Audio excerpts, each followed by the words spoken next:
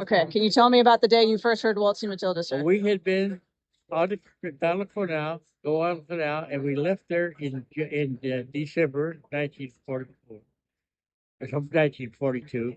We went to Brisbane, Australia, and they had a little camp outside, about 40 miles outside of Brisbane.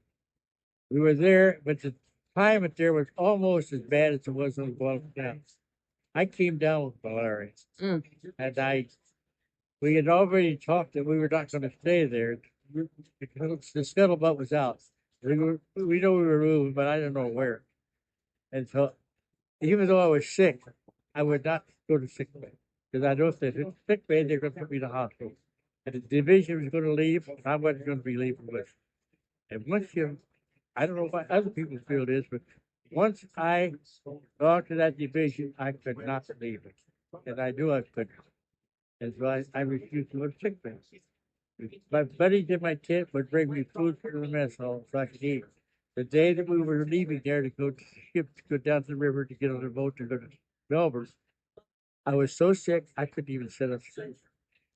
They had a guy stand on each side of me, keeping me straight to in the back of the panel truck.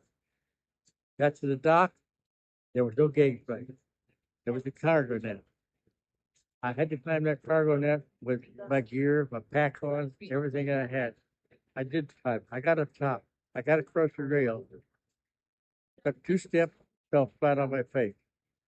For the next 4 days, I was in my bunk. Nobody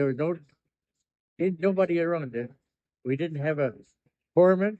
We didn't have a doctor. So they did the best they could for me. They kept me. But I was running a fever up to 106 all the time. And I was in a coma for 4 days.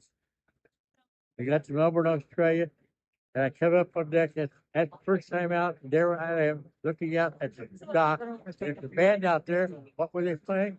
Waltzing Matilda. And it struck me, it's been with me ever since. That's an amazing story, sir. Thank you for telling me. You're very welcome.